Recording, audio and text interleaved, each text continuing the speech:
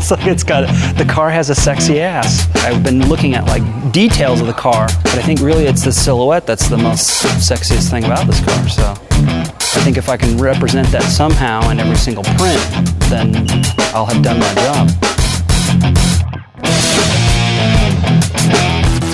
If you listened to to Adrian at the BMW factory, he basically gave me all the, without him really knowing it, he told me everything that I needed to know.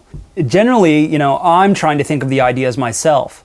You know, like if I'm not working for a client, if I'm doing personal stuff, I have to sit here and look out my window and see leaves being swirled around in a like little wind tunnel in my backyard, and I wonder if I could program that. I wonder if I could program that movement and then map my artwork to this. You know, so I'm having to think these things myself.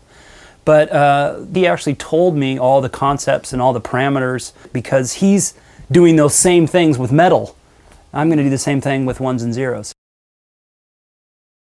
This car is sort of put together of curves and cuts. Yeah. It's not all fluid all around. Right. In our mind, you see the line coming into the body side, that's a real cut. And then there's a shoulder line that flows into the door handle, then stops. I tried to ask him about concepts of the car, and it was about this play of light, about how certain, the first thing he mentioned was that everything was a hard line. One thing is it has sharp lines. That's probably the first thing that you notice. That is not necessarily new to BMW, but what is very new is that there is surface twists. This is a horizontal surface with a little hollow right here. Yeah. Then it twists all the way. Now it's a vertical surface or near vertical surface. Right. Then it twists back up into horizontal.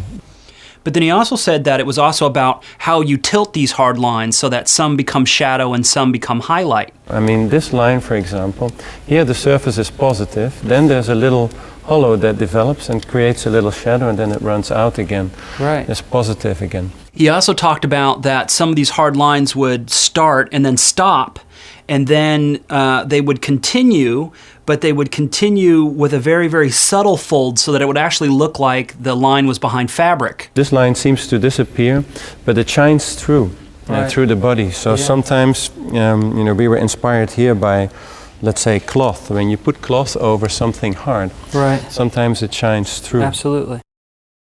You know, you take something as an idea, as a starting point of inspiration, and then you create something completely new out of it. That's what I'm hoping to do with this, is sit in with this car and then try to make something that's inspired by spending time with this car. My process is dynamic or generative, which is I'm writing programs that dictate the canvas, the paints, the brushes, the strokes, the rules, the boundaries. You can go here, you can't go here. You can do this, you can do that. If you hit this, do that. You know, so I'm creating all these rules, but what happens is that the canvas is different every time. So initially, I just worked out this little system that is constantly trying to do these spirals because I want to get that spiral feeling that happens in that front part of the car. Now, if I take this and stop the animation, it's going to run here for a few seconds. So right now this program's thinking, and then it says, okay, let's stop the animation, but let me show you what happens when you actually map like a circle to this system, okay? And again, every time I rerun the system, I'm going to get a different, it's going to think about the animation and then map all the artwork to a completely different system. That's cool. Now, what happens when I take a file like this, for example, and I take like the front part of the car, right? You can see there's the front wheel well, there's the, okay? And if I come up to the system here, and let's just map that front fender. It's going to map to that same exact program, but that's the front fender of the car.